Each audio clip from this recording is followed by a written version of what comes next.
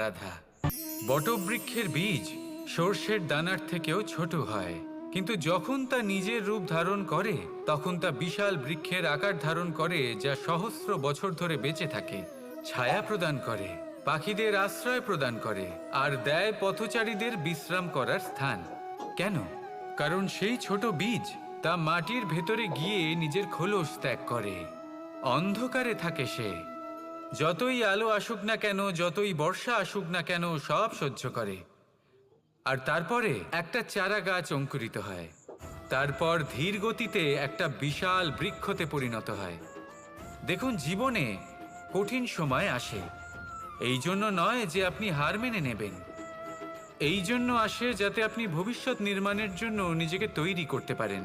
যদি কঠিন সময়ে আপনি ওই বীজের মতো দৃঢ় হয়ে থাকতে পারেন, তাহলে আপনিও একদিন সেই বিশাল বৃক্ষের মতো নিজের